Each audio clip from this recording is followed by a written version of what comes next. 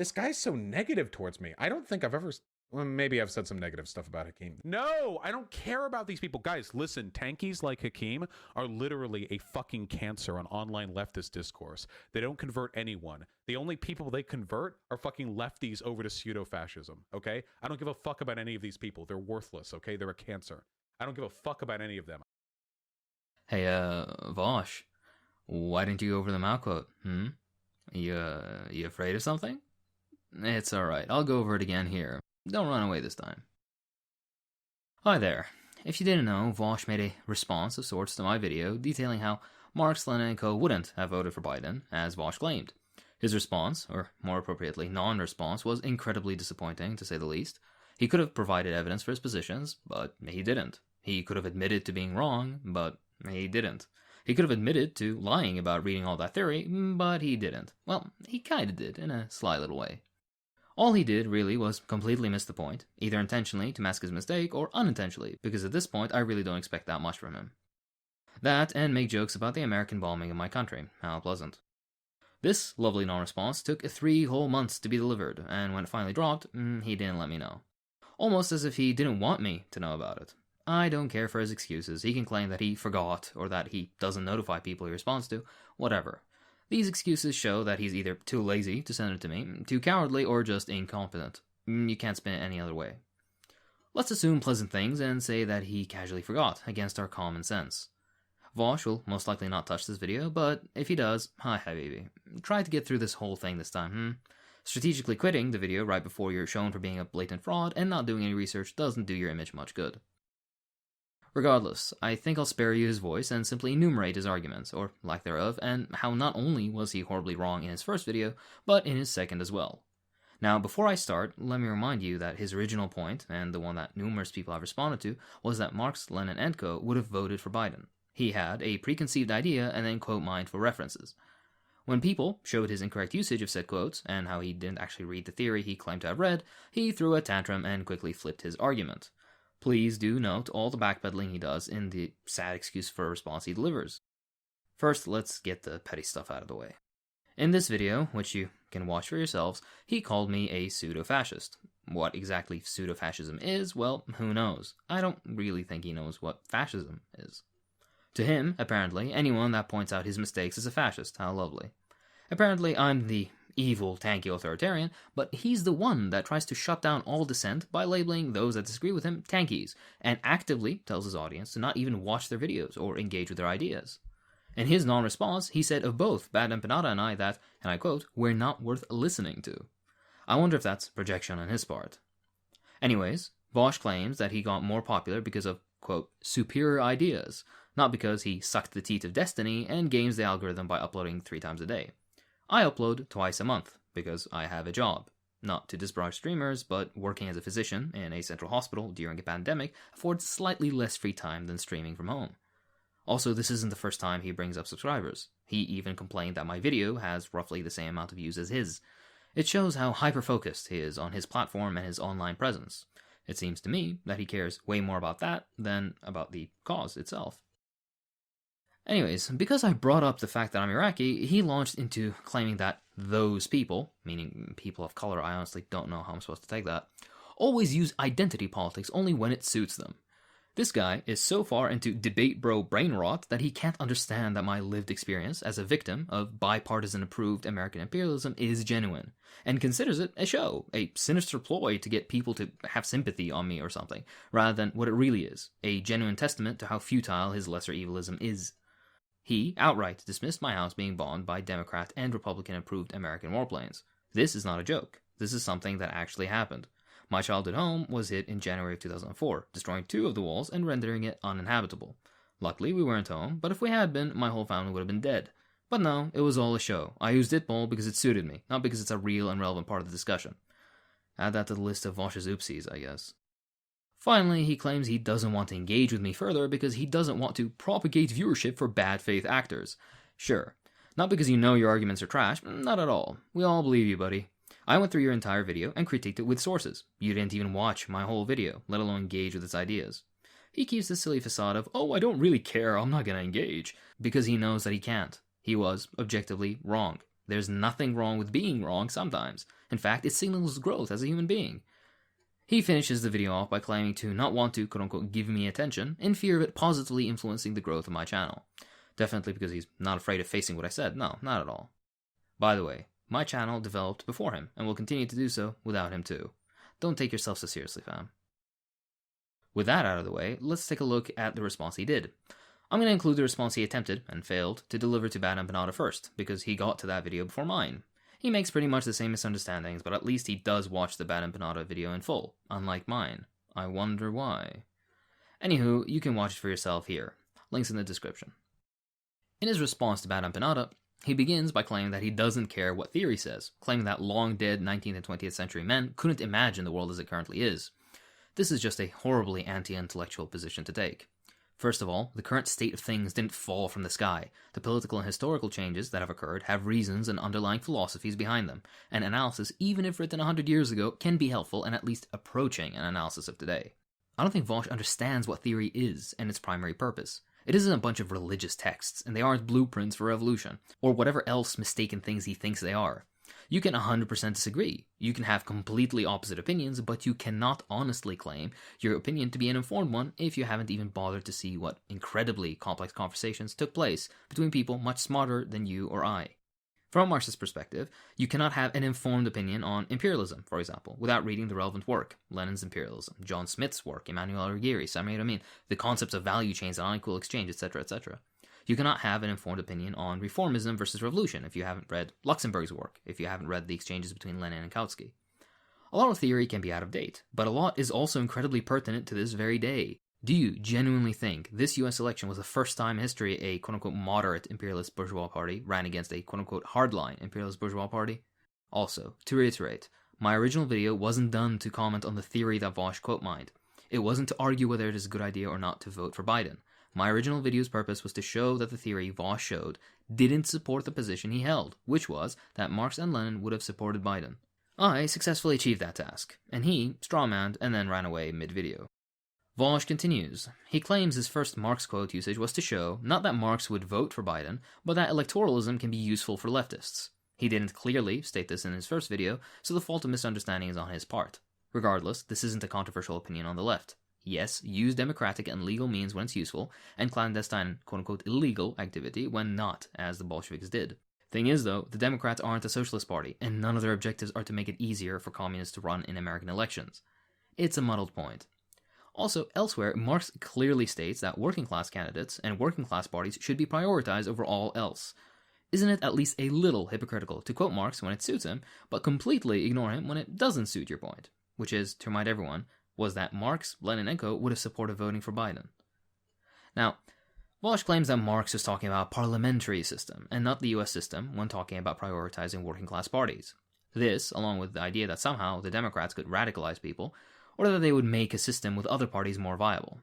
Europe has many parliamentary systems. How well has that worked out for their left-wing parties? Exactly, not very well. In a bourgeois democracy, the bourgeois candidate wins. It's that simple. You cannot point to an instance in modern history where a genuinely anti-establishment and anti-capitalist candidate ran, won, and managed to live through his term or push any meaningful change through the ruling class propaganda campaign against his intentions, the mass of bourgeois red tape holding up progressive edicts, and outright resistance or boycott by the rest of the political system. Moving on, at the 1140 mark, Vaush betrays his complete lack of understanding of both history and theory for the nth time. He completely misunderstands what a bourgeois democratic revolution is, and the events of the Russian Revolution from February to October. What Bad Empanada was talking about is the Constitutional Assembly after the February Revolution, meaning a bourgeois democratic revolution. He made this same misunderstanding when talking about Mao's position in his original video, and conveniently didn't watch that bit of my video when he was responding to it. I wonder why. Vaush continues, claiming that you can elicit change from within the Democratic Party, and then nonsensically claims that Bernie Sanders did so by, quote, radicalizing more people than socialists have in the past half-century. Where exactly is this radicalization, though? Vaush, don't just pause and pop a blood vessel. Listen. Yes, many people have had more progressive views on the LGBT community, on race relations, for example, etc. But I have yet to see massive calls for the overthrow of capitalism. In fact, when you talk to the average Bernie follower, you realize that they want European social democracy and not socialism. They want a kinder, gentler capitalism. They still have all the same reservations as Americans before them did. Bernie only solidified that view by highlighting only Nordic social democracies and calling countries under imperialist threat and their leaders, like Maduro, dictatorships. Even with that incredibly bare bones and generous definition of radicalization, the Democrats absolutely decimated Bernie, discrediting him and sidelining him for the usual establishment types. Where the sense in the argument is, I don't know. Vaush continues, claiming that a caucus within the Democrats is superior to a working class organization because it can get more media attention and somehow affect change that way. How has that worked out so far? Look at Vaush's favorite example of the Justice Dems. All of them, and I mean all, have affirmed meaningful support for capitalism, Israel, American imperial ambitions abroad, and on and on. These are the progressives you hail? Also, it's incredibly naive to think that the American state will just sit by and allow for the very comfy bourgeois democratic facade to be infiltrated by genuinely radical movements. The lifelong war criminal and segregationist Biden will lead an administration that will serve the exact same capitalist class interests of the Trump administration. Billionaire oligarchs, the military-industrial complex, banks, Silicon Valley, Big Pharma, and Wall Street. Let's continue. Vaush seems to believe that since third parties have been tried, it's now time for a caucus in the Democratic Party. First of all, the major reason those parties failed was because of oppression by the American state. They were targeted at every level, with illegal assassinations, torturing, imprisonments, public propaganda campaigns, on and on. Did you forget that Eugene Debs was arrested half a dozen times? Did you forget that Fred Hampton was assassinated? Have you not read about FBI infiltration of the incredibly popular Maoist groups of the 60s and 70s? No, of course you haven't. Regardless, let's take his position on the failure of third parties and the viability of caucus within Democrat building at face value. Okay, why not both? Really, why not? First of all, ML positions in the US have generally been to build up working class organizations, usually in the spirit of the Black Panthers. These sort of institutions were incredibly popular and still can be. Why not develop said working class organizations along with electoral participation along numerous fronts? A working class party, a caucus that infiltrates the Democrats, disrupting the system from the inside and supporting that party, and working class organizations in the spirit of the Black Panthers all supporting each other in turn. Moving on, Vaush yet again misunderstands the quote from Lenin on supporting the Hendersons and the Snowdens, where Lenin is advocating for two things. First, and most primary, is that all of this work is done in the context of a working class organization, and second, that the only real benefit of supporting those that he considered to be quote-unquote hopelessly reactionary, still more radical than the modern Democrats though, is for the working class to become disillusioned with them and move on to more radical politics. Lenin even mentions some parliamentary support for the reactionaries. Some parliamentary support doesn't mean make them president, for God's sake.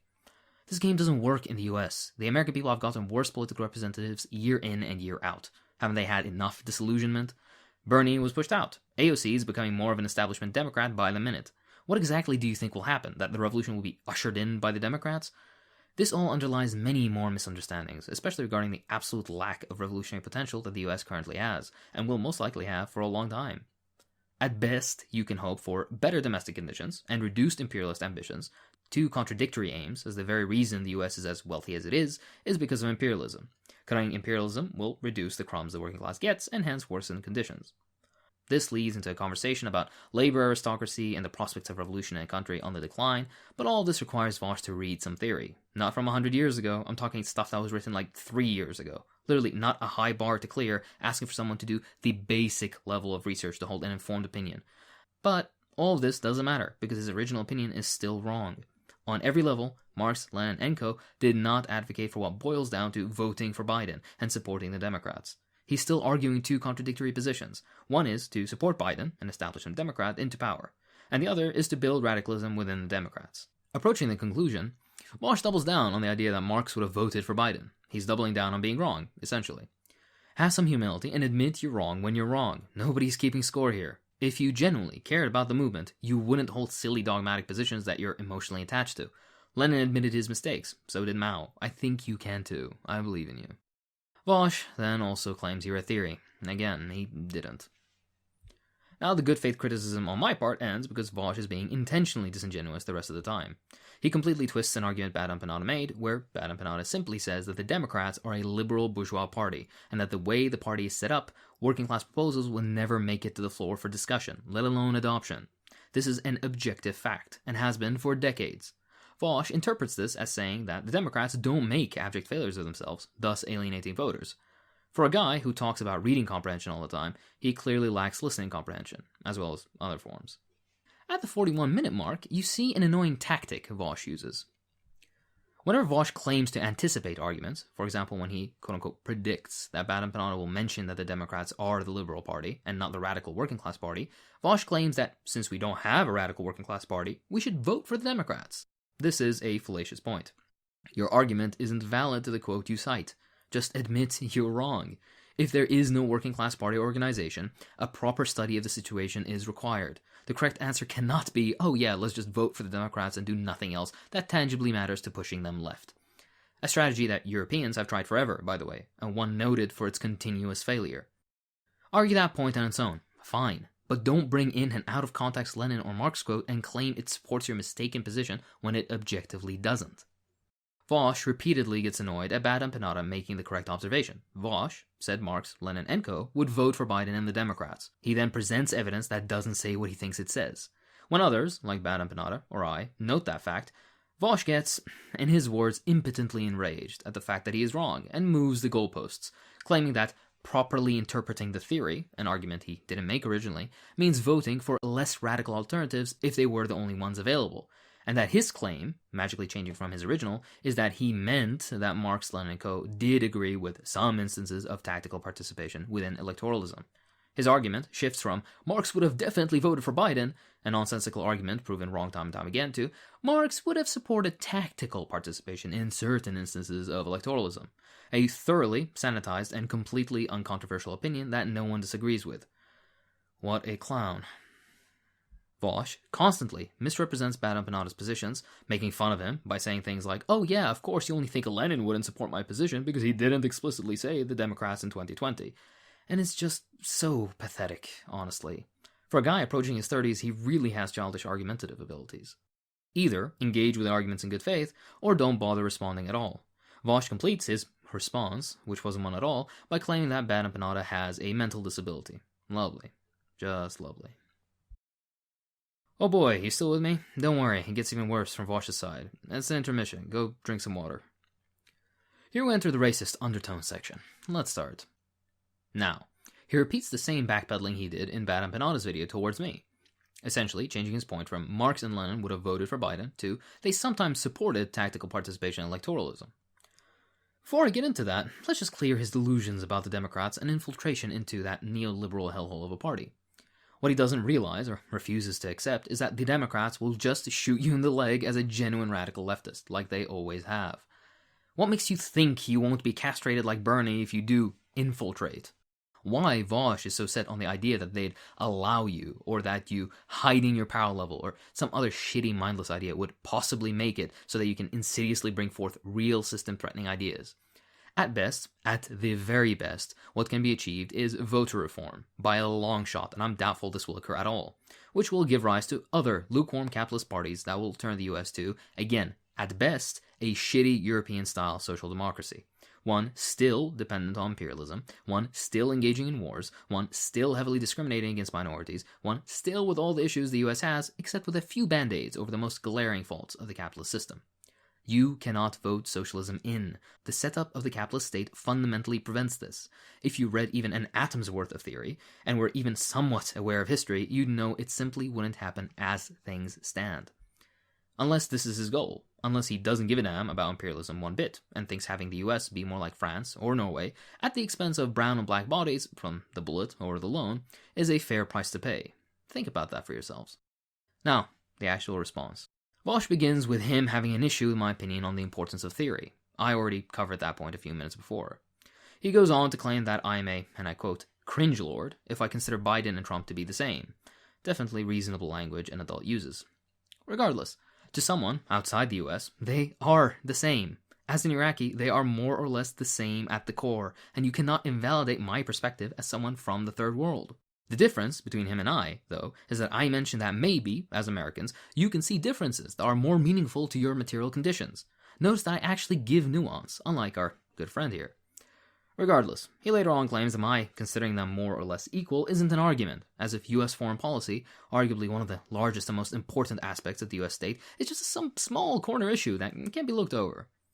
He then repeats his mistake, where he claims that Lenin was supporting the quote-unquote less reactionary party, and does this stupid mental gymnastics game in order to assert his original claim, which was, and I remind you, that Marx, Lenin, and co. would have voted for Biden. Vaush does this thing where he uses point A from text 1 and point B from text 2 to argue several different positions. What happens in every single case, though, is that what he tries to get across from point A in text 1 is contradicted in point B in text 2. The perfect example of which is his horribly incorrect claim of citing Marx and Engels to show that we should participate strategically in bourgeois elections sometimes, and then citing Lenin and Mao to claim that we should support this or that bourgeois party in specific.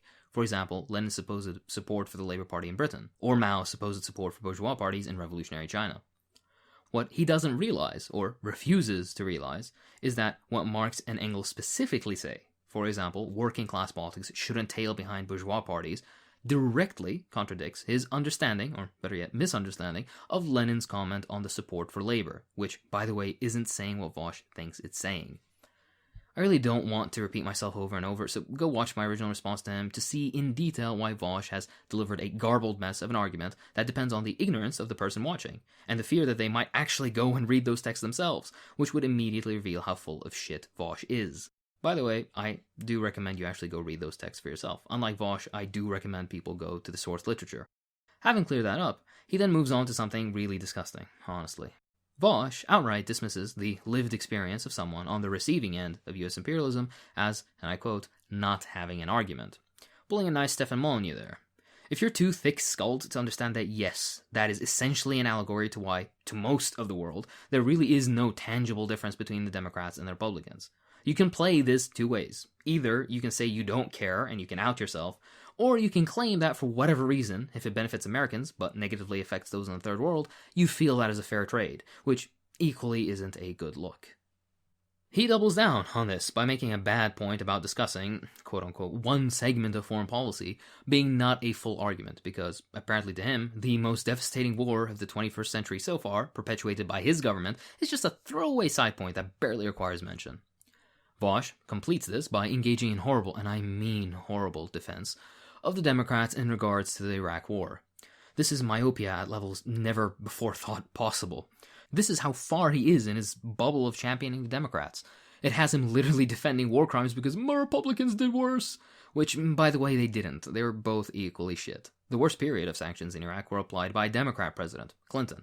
It's unfair of me to expect him to know these teeny tiny details about the systemic murder of over 1 million of my people, though. Expecting Vaush to understand the suffering of third world brown people and the history behind it might be a little too much to expect, as he's evidently shown. Also, he seems to be under the impression that the Iraq War is over. I don't know if you know this, Vaush, but there are still American military personnel in Iraq. It's disgusting how uneducated you are, Vaush says to me, while not fully sure if US troops are currently in Iraq. Absolute clownery. Until every American soldier leaves, either on foot or in a coffin, the war isn't over to us. Vaush then goes on to cowardly retreat like he did with Bad Empanada. He has systematically retreated on all his claims to ones that are completely uncontroversial, from Marx would vote for Biden and here's the evidence to, oh no, I meant that they supported tactical participation in elections sometimes. All of this in a pathetically transparent attempt at still being right, because being right to him is more important than actually conveying the correct information. Look, I and like 10 other people made thorough videos correcting our misinterpretations. If you truly meant something else, and aren't just backtracking to save face, then you failed miserably at conveying your true opinion in a clear fashion. So, either you're wrong or incompetent. Pick your poison. Vaush then moves on to defend drone strikes in an indirect way by saying, oh well, Trump did more. Yeah, no shit. And I bet you Biden will do more. And the president after that, regardless of them being a Democrat or Republican, will do even more. This is the new face of warfare, and the American empire demands its tribute in blood. Whether a blue tie or red tie delivers it, it doesn't matter. I can't believe I actually need to say this, but if you actually look at history and break it down, you'll see that both Democrats and Republicans for the past 150 years have started about the same amount of wars. There's no argument here. On foreign policy, and where it counts, like my countrymen being killed, the US is essentially a one-party state. Unless you don't care, which, well, speaks for itself. If you truly want the bombing to stop, cultivate anti-war movements. Don't vote for the fucking Democrats who have cheerleaded every single one in modern history. Oh, wait, that didn't even occur to you, because brown and black people abroad don't matter unless they have a successful revolution. In which case, you'll denounce them and toe the line of American foreign policy, cheering right alongside them. How convenient. Vaush goes on to repeat his point from Bana Banata's response, where he hyperfixates on the unviability of third parties, something I'm not advocating for, and constantly attacks that point. Essentially, strawmanning my whole position and then dismissing the entire video over, I don't know, what the voices in his head told him. I repeat myself again. For someone that loves to go on about reading comprehension, he really lacks basic listening comprehension. That or he's intentionally being disingenuous. Again, not a good look either way. At around 1 hour and 6 minutes in, he outs himself as not having read the theory. He went on and on about having read the theory that others supposedly haven't. But surprise, surprise, he was the one that pretended to read theory while instead quote-mined. Lovely. Absolutely lovely. I love how this isn't addressed at all. Oh, and Vaush, I'm not asking you to read a book again and again. I'm asking you to read a handful of short writings, something that wouldn't take more than a day tops, just once. Please, read them just once. He goes on to do a bad Marxists are like religious fundamentalists, which again is so pathetic because my point wasn't to say that you can't engage in electoralism if you want to. My point was that your shitty justification using Marx and Lenin was outright wrong. You practically admit to that yourself by constantly moving the goalposts and admitting to not reading the works you claim to have read. Vaush goes on, intentionally misunderstanding Trotsky again, claiming that Trotsky was actually agreeing with him, but apparently because Trotsky didn't exactly say the Democrats in 2020, I am unsatisfied. Being this dishonest really comes with ease then, doesn't it? This launches Vaush into a vein-popping rant, turning as red as a tomato, really, in claiming that working against an inept liberal is going to be easier than against Trump, who is practically also another inept liberal who's just a little more open with the true functions of capitalism. I love how, to Vaush, the entire US state machinery can be boiled down to whoever is president. He named several things Trump has passed and people he's appointed as proof, I guess. But have you seen who Biden has been posting? Not exactly the working-class dream team. It's the usual American US listing of warmongers, CEOs, known fuck-ups, and generally all the people you don't want running the country. His point that Trump was a threat to our democracy is just straight-up lip shit, sorry to say. There is no real tangible democracy in the US. If there was, the stuff that a lot of Americans are for would have been genuine policy proposals that would have been seriously considered. If the US was truly a democracy, some of those highly sought-after working-class demands would have been, gasp, actually adopted. But no, you get tax cuts upon more tax cuts, more war, higher military and police budgets, cuts to education and healthcare, and everything else that's important, on and on, with only the absolute bare minimum of concessions to fool some people to still thinking there's some sort of viable democracy in the US. By Vaush's own admission, it is impossible to work outside the two-party system, by design, which is thoroughly entrenched in capital and cannot be shifted. He acknowledges this, but still insists on working within the system, like a self-righteous cartoon character or something. He is so close to realizing that a dictatorship of the bourgeoisie is no democracy at all, but he still misses the mark. His fear of fascism and how it rises is incredibly misplaced and just outright incorrect, especially in light of history, including US history. When capital is in crisis, that's when fascism rears its ugly head. If you genuinely think that fascism cannot or wouldn't develop under the Democrats, it shows that you think the Republicans are somewhat more for supporting capital and its interests than Democrats. And if that's the case, then the best I can say is you should pay more attention. 3/4 of the electorate doesn't vote Democrat. Half doesn't vote at all. What Vaush is essentially calling for is a rehabilitation of the Democratic Party in the eyes of the American people. Those same American people already know that this is a rigged game where no change is allowed. That's why they don't bother to vote anymore.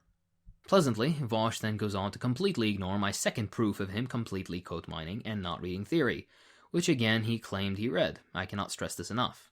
He got on his high horse and beamed with pride, declaring to the whole world that he has, and I quote, read the theory that you haven't. He didn't. I show proof of this for the second time, and he completely, and intentionally, ignores it because, again, admitting a mistake is, I don't know, an affront to his masculinity or something.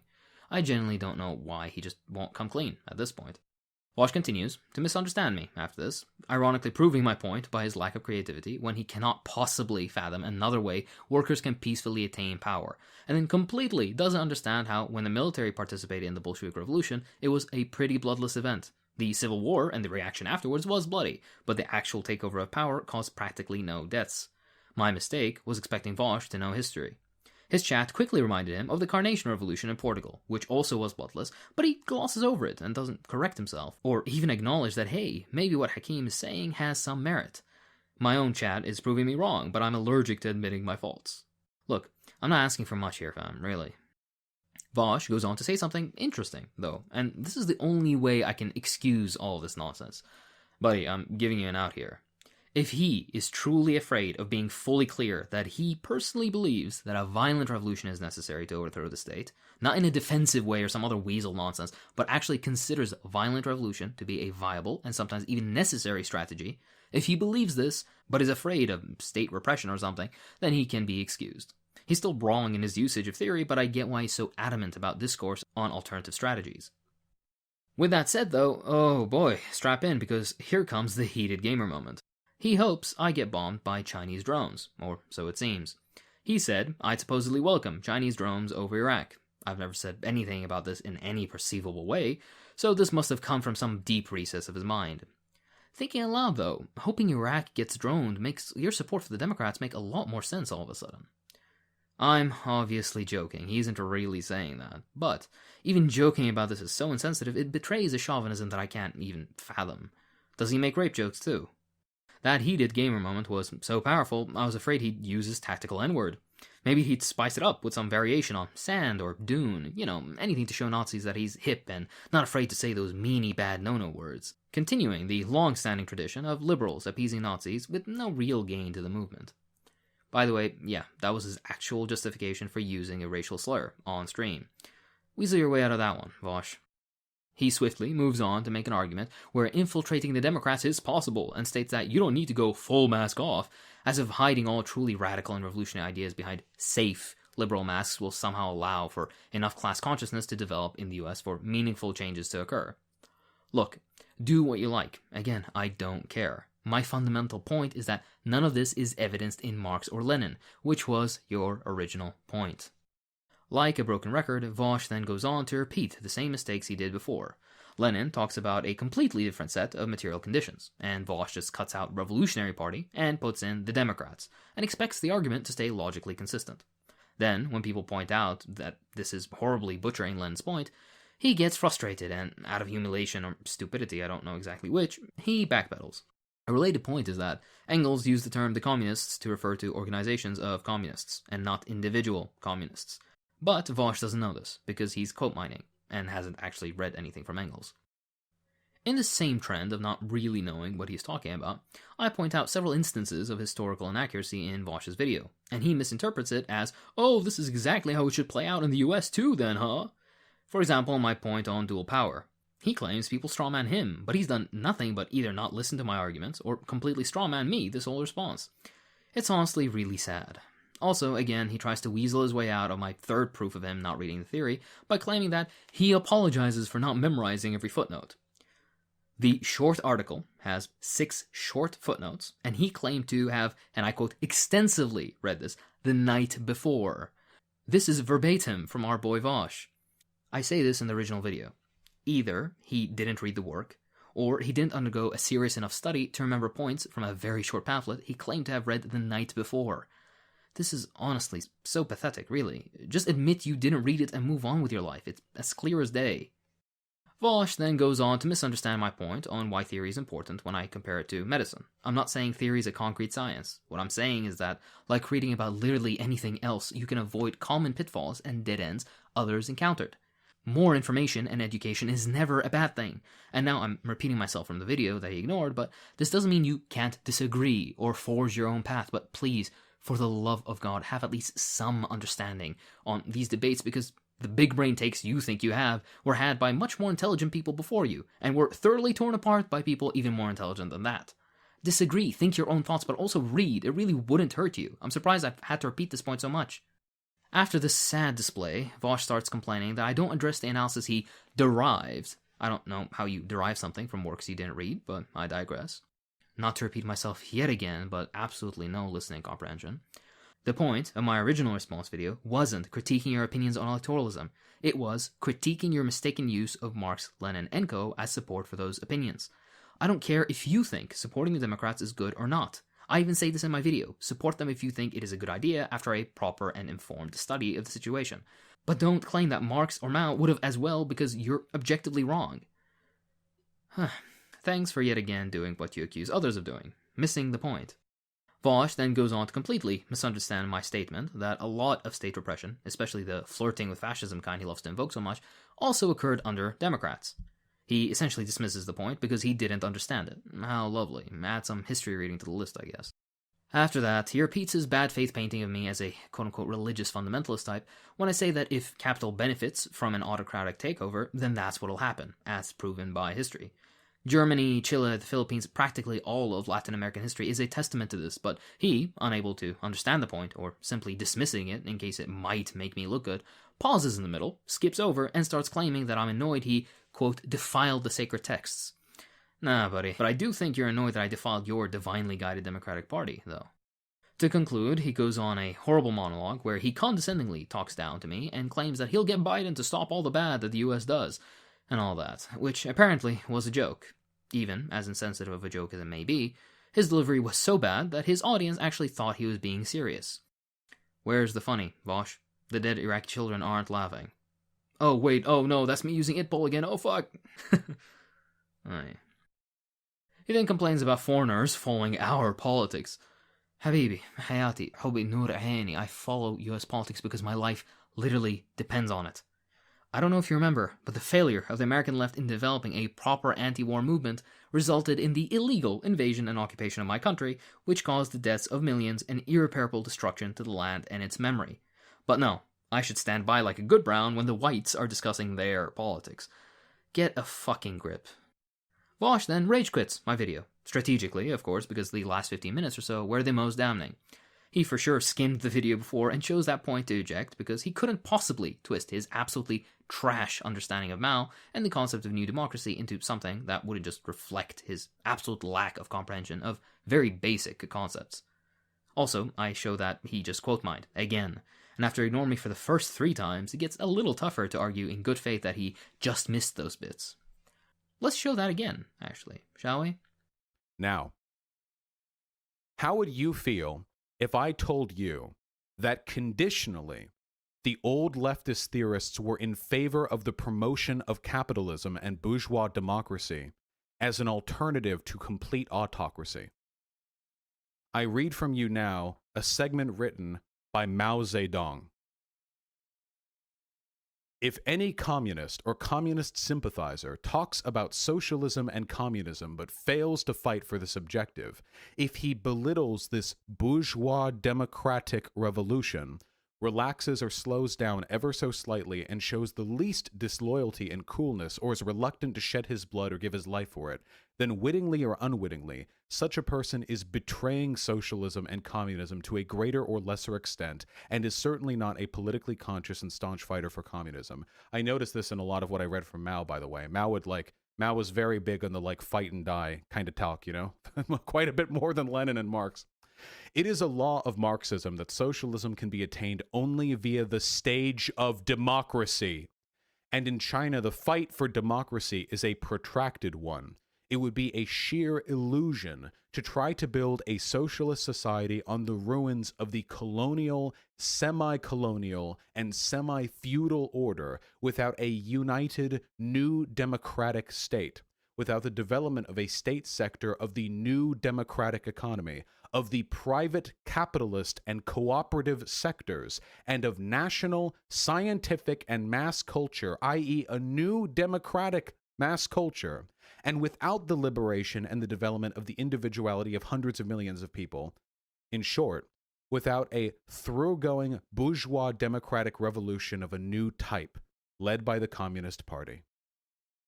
Again, the quote itself refutes his position. He seems to have completely missed, although he did in fact read the segment.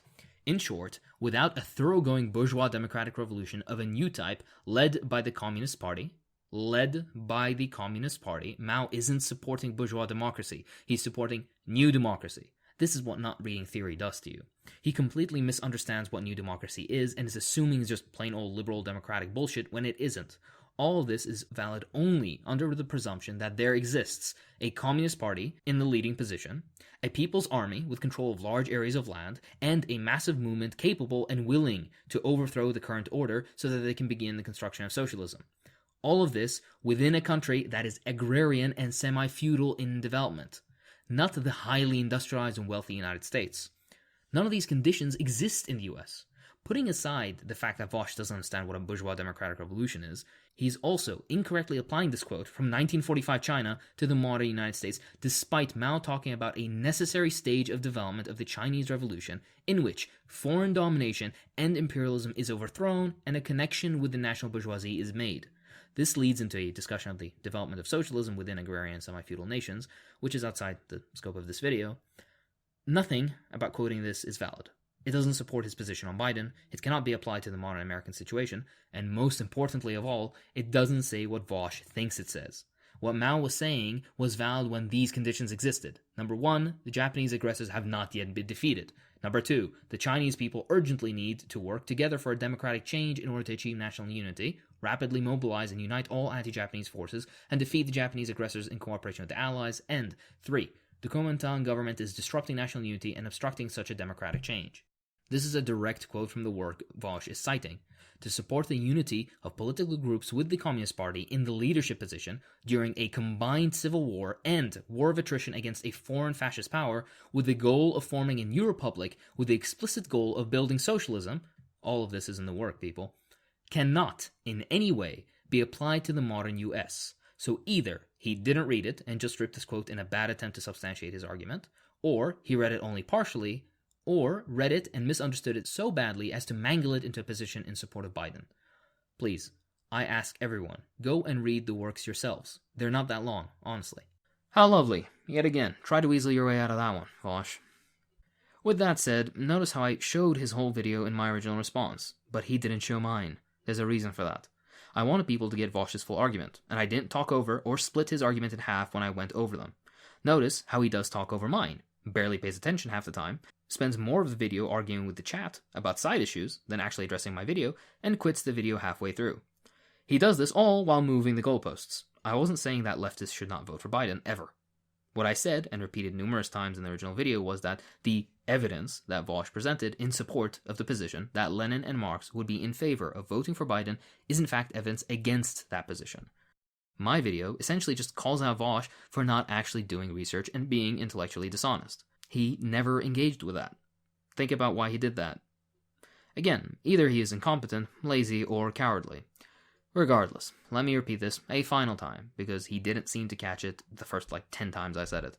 If the American left, upon sufficient investigation, based on facts and democratic consensus, decide to tactically support this or that party, fine, do so. Just don't pretend that Mao would have voted for Biden. Conclusion. Honestly, posting my original video again would have been response enough. He didn't actually address any of the points made. He repeated the same errors of his original video and didn't even listen to what I was arguing for in the first place. If he does reply to this, which I'm highly doubtful he would, he was thoroughly discredited the first time around, and I don't think he has the shaja to take a look at this one. But if he does, he'll pretty much backpedal some more and claim that he didn't actually argue that Marx and Lenin would have voted for Biden, but the general message of their text could be considered to support some level of participation in bourgeois elections, which is the same retreat he did in this response video, and is as transparent as it is pathetic. Either that, or he'll just call me a tanky. Fun. Here's a radical idea, and one I suggested from the beginning. How about, for the future, providing the resources of this theory for people and letting them read it for themselves, rather than you spoon-feeding your complete misunderstandings of it to them? That's what I advocated for in the first place, but you wouldn't. I wonder why. Maybe because if they read it for themselves, they'd see how you selectively quote mine, and how many times the very same text you're reading refutes the points you're trying to make. And mercifully, it is over. I do apologize for the length. If you enjoy what I do, then please consider supporting me on Patreon. It really does help. I'd like to thank my patrons, so thank you too. Michael Barbrick, Sin Beard, Deep Red Wine, Jeremy F. Blair, Khalid Fazal, Irfan Sabovich, Aaron, Alexander Deprez, Gregory C., Daniel Nilsson, Rhea C., Henrique Dominguez, Arian Foster, Nathan Morton, Della Quack, Senyato, Yura Choi, David Erdman, Zach Rust, Ice Ice Comrade, Vegan Marxist, Sita Reeves, Victor Reno Wetterwald, Hagen, Leo, Jen, Luna Jinping, Stoyan, Spencer Morris, Alessandro Carvalho, Christopher Poff, Mr. RGP, Manny Flores, Leonidas, Ali Amar Darwish, Nikola Knezevich, Rebecca Blaine, Zarp, Thomas, Ben Smith, Nathan Wood, Jonathan Griffin, Norika Carpathian, Comrade Addy, Jack, Jacqueline, Yuvin, Yvonne B., Alex Marion, Romuald Bedouer, Ray, David A., Fontaine, Aaron Noble, Ken S., J. Fraser Cartwright, CCA, Bint El Khandaq, Imran Mamouri, Texpex, Anarcho-Stalinist, Dante, Rick Sang, Lars Utneveg, Fletch, The Red Lettuce, Jolie, Comrade Smirnov, Jose, Maud Sogner, Miller Wegling, John Edward Carrion, Clement Face, Patrick, Faisal Hussein, Joseph Nicholson, Morgan Mole, Violet XD, Daniel Hyman, Zero Adams, Andrea CC97, Red Corridor Raya, Rude Penguin, ASDF, FDSA, Ansis 3, Zach, Zachary L. Petrovsky, D. Lop, Vegan Comrade, Romuald Bedouer, Caleb Reeves, Oren Bongdi, Ides of Marx, Bill Blaridian Fan, Abdullah Thutp, Gonzo Lude, Cash Nelson, Preston Mains, Set, Sam Korth, Rima, Big Dummy Jack, Huge Ass, Princess Charlotte, William Hargis, Alex Dexheimer, Comrade Saul, Anarcho-Marxist, Richard Scott Wilton, Lee Gloucester, JC Diaz 543, Ryan Hodgkinson, Samirana Sarkar, Annex Magnus, Patrick Mansouri, Felipe Corrales, Ginny Enox, Comrade R, Alexander Shendi, Wild Bill, Brandon Vergara, A. Comrade, at Southern Marxist, Close Sniper, Colin Moran, Because Butts, Alex Bookbinder, Alex Benishek, Comrade Goat, D. Lang, Darius A. Birdhall, John Bernston, John Poland, No L, No Body, Paul Luders, Pauline McDeesey, Rocco, Rose Hodgkinson, Scott Radburn, Alan Plum, Brandon Persuade, Coach Cinnamon T, Comrade Benito, Comrade Pingu, Daryl McFarlane, Allegra Zon, Eugene Simonovsky, Ferriton, Garlic Bread, Grammar Tifa, Granola Joe, Industrial Robot, Wes, Zhongzhou Hu, DV Gold Gamer, Phyllis Stakes, Job, Spooky Scary Socialist, Jordan Falls, Khan, Kyle Rapp, Liam Sabanan, Libertarian Stalinist, Mass Strike Now, Matt, Michael Rady Webster, Namratha Prabhu, Natalie Taylor, Amar Abdul Jabbar, Parker Cushing, Ring, Rudy, Sid Singh, Sussy M, Ted Tennington Tesville, Toki Mukai, Tristan Drian, Veraldor, Satarani, and Zaran Arsin. Thanks for watching.